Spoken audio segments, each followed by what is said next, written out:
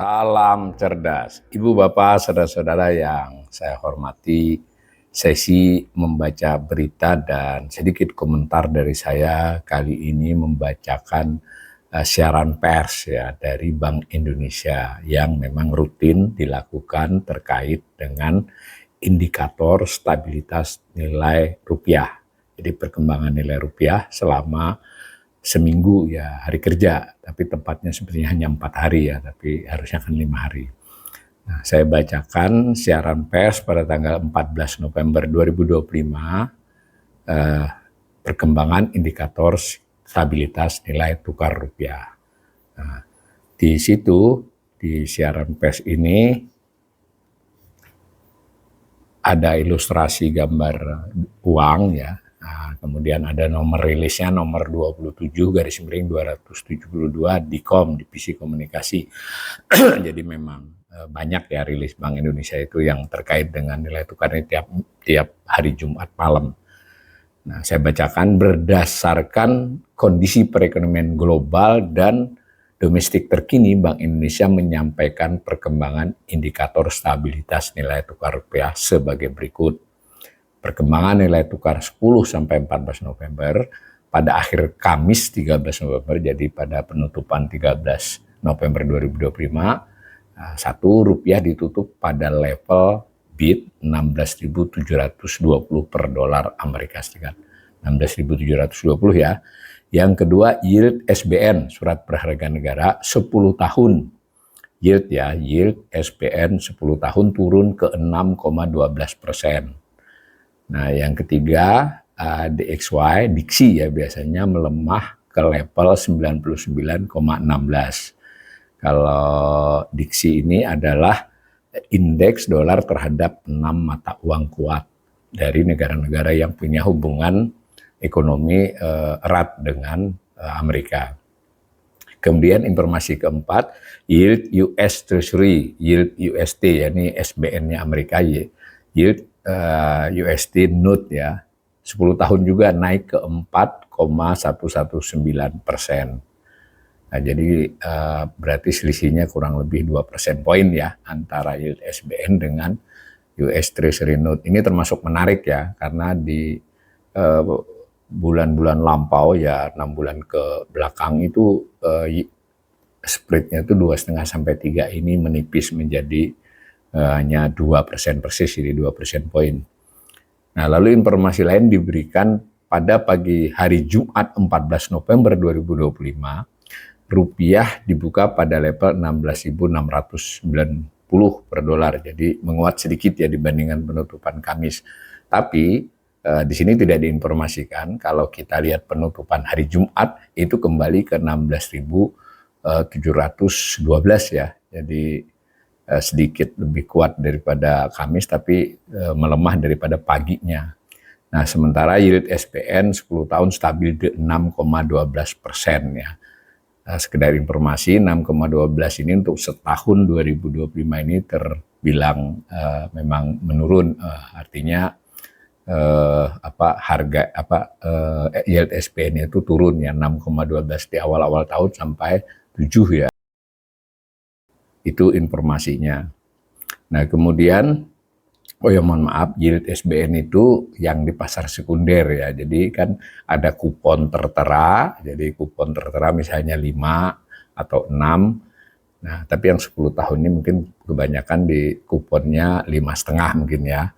Nah, maka ketika dia di bawah 100 harganya itu berarti yieldnya di atas kuponnya. Nah, 6,12 ini sekali lagi saya harus mengakui ini terbilang cukup rendah ya. Bagus lah dari sisi biaya, dari sisi nanti kalau pas pemerintah menerbitkan SBN baru pada bulan-bulan ini atau bulan-bulan di mana di kisaran 6 itu berarti kan dia bisa memperoleh pemerintah bisa memperoleh utang dengan biaya yang sedikit menurun. Informasi positifnya begitu ya. Tapi nanti kita akan lihat dampaknya juga ada terhadap hal lain. Nah, yaitu di bagian kedua dari rilis ini aliran modal asing minggu kedua November 2025. Satu, diberitahu premi CDS Indonesia 5 tahun per 13 November sebesar 73,51 basis points, turun dibandingkan 7 November 2025 sebesar 76,05%. CDS ini credit default swap ya. Di credit default swap ini semacam indikator yang mengukur risiko suatu negara. Jadi dari konteks ini membaik ya, sedikit membaik. Nah, ini fluktuasi ya. Nah, tapi apapun kita terima untuk minggu kedua ini CDS membaik. Nah, informasi kedua terkait aliran modal asing oleh Bank Indonesia berdasarkan data transaksi 10 sampai 13 November 4 hari ya, non residen asing tercatat jual neto. Nah, ini tadi di atas tadi kita mendapatkan berita yang dua berita yang satu tentang yield SBN itu stabil dan itu cukup rendah. Di sisi lain rupiah relatif melemah. Nah, sebetulnya di sana tadi juga diinformasikan DXY Diksi itu sedikit melemah, tapi 99,16 itu 99 ini memang termasuk yang lumayan di 1 bulan terakhir, sempat 100 lebih sedikit dari menguat. Jadi kalau 99,16 ini memang dibandingkan hari-hari sebelumnya sedikit melemah ya, tapi secara umum menguat dibandingkan beberapa bulan yang lalu. Nah, kembali ke informasi tadi, dalam kondisi demikian asing itu jual neto. Jual neto artinya dia duitnya keluar gitu loh. Meskipun tipis karena cuma 4 hari ya, 3,79 triliun. Nah, dalam hal saham dia masuk. Jadi ini menarik, ini berarti mungkin, nah ini ada kaitannya tadi ketika yield SBN memberikan hasil yang lebih sedikit, ada tren, tentu ini tren jangka pendek saja ya. Kita kalau bicara untuk aliran keluar masuk ya tentu memiliki harus dengan rentang waktu yang cukup panjang dan melihat volatilitasnya juga, nggak hanya naik atau turun selama kurun waktu itu, tapi volatilitas dari waktu ke waktunya. Karena trading kan mengandalkan volatilitas kan untuk melakukan perubahan posisi ya, portofolio untuk mengambil keuntungan. Saya baca lagi, beli neto, jadi di saham masuk nih 3,92 triliun, berarti sederhananya buat asing pasar saham memberikan imbal hasil yang lebih menarik ini pada kondisi minggu kedua ini. Lalu jual neto justru sebesar dan jauh lebih besar ya, 6,33 triliun di pasar SBN. Jadi jual dia, berarti modalnya keluar. Ya tadi sebagian dia pindah ke saham, tapi sebagian mungkin pergi betulan karena selisihnya kan tetap keluar pasar SBN. Jadi ini pada saat yield SBN cenderung turun, stabil tapi di angka yang lebih rendah dari bulan-bulan sebelumnya, itu kecenderungannya dia keluar atau memindah ke instrumen saham ya dalam konteks informasi ini. Lalu juga di sekuritas rupiah Bank Indonesia SRBI. SRBI itu surat utangnya Bank Indonesia. Memang ini SRBI kelihatannya kebijakan BI sebagaimana beberapa kali dijelaskan dan memang akan dikurangi ya. Di awal tahun sempat 1.000 triliun ya, sekarang kalau tidak salah di kisaran 800, saya belum cek tadi. Tapi dari minggu ini keluar itu bisa perpindahan bisa yang jatuh tempo mereka tidak beli lagi SRB yang baru ya. Jadi 1,9 triliun. Jadi kalau digabungkan 3 instrumen ini totalnya tetap keluar 3,79 triliun. Itu minggu ke-2 November. Diinformasikan juga oleh Bank Indonesia melalui rilis ini selama setahun, jadi dari 1 Januari sampai 13 November, asing itu jual neto. Berarti selama waktu itu 10 bulan lebih 13 hari ini, asing keluar sebenarnya jual neto 37,24 triliun di pasar saham. Ya, jadi jual. Nah, sedangkan di pasar SBN keluar 6,45. Jadi meskipun minggu tadi masuk di saham, tapi kalau dilihat setahun year to date itu sebenarnya masih keluar. Jadi pasar saham masih.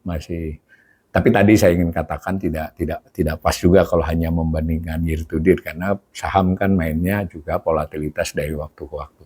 Tapi info ini sekurang-kurangnya kita bisa melihat bahwa asing masih memainkan duit yang ada di sini saja, tidak ada arus masuk yang besar ya. Bahkan kalau dilihat totalnya masih keluar nih di saham sepanjang tahun ini. Nah di pasar SBN juga keluar 6,45 triliun. Kita harus ingat ya, sebenarnya SBN-nya bertambah karena pemerintah selama setahun ini kan melakukan lelang di pasar primer dan itu nanti berlanjut diperjualbelikan di pasar sekunder. Nah, meskipun ada yang jatuh tempo SBN pemerintah, tapi secara neto itu bertambah sepanjang tahun ini pertambahannya sudah 400-an lebih saya kira sampai akhir September tadi di 400-an 10 atau 420 triliun. Nah, asing justru berkurang berarti kan yang ambil bukan asing, Bank Indonesia, bank domestik sama mungkin lembaga-lembaga keuangan di dalam negeri. Nah, sedangkan di SBN itu jual 140,40 triliun di SRB. SRB memang bisa dikatakan memang ada strategi untuk mengurangi. Tapi kalau saham itu murni dinamika pasar, SBN juga murni dinamika pasar, bahkan pemerintah sebenarnya berharap asing masuk ke SBN. Itu informasi yang mungkin tanda petik ya tidak sebagus tadi informasi tentang turunnya yield SBN. Nah, dikatakan nih Bank Indonesia terus memperkuat koordinasi dengan pemerintah dan otoritas terkait serta mengoptimalkan strategi bauran kebijakan untuk mendukung ketahanan eksternal ekonomi Indonesia. Ini kalimat yang selalu dipakai. Nah, di rilis ini dijelaskan DXY atau DXY itu adalah indeks dolar yang terhadap 6 mata uang negara utama lainnya, euro, yen, pound sterling dan seterusnya. Kemudian di sini US Treasury Note merupakan surat utang yang dikeluarkan pemerintah Amerika Serikat. Ada ilustrasi grafik, ini cukup bagus ya untuk para pemirsa jika ingin malas baca-baca yang kalimat-kalimat tadi bisa langsung melihat ilustrasi ini ya. Grafis ini, ada indeks dolarnya, ada Treasury-nya, ada nilai tukar rupiah, ada SBN-nya, lalu juga di bagian bawah juga digambar grafik tentang arus modal selama minggu kedua dan arus modal selama setahun. Itu ya, informasi ini saya kira tiap hari Jumat malam, agak telat dia biasanya, Bank Indonesia jarang sore malam atau Sabtu pagi, para pemirsa bisa membacanya. Tentu data ini perlu dianalisis juga dari data-data lainnya. Tapi sekurang-kurangnya untuk kita mentakhirkan informasi dan bisa mengetahui beberapa perkembangan ekonomi Indonesia dan dalam hal ini adalah hal-hal yang stabilitas nilai tukar rupiah ini kita bisa baca di sini. Mudah-mudahan informasi dari kanal ini bermanfaat buat pemirsa.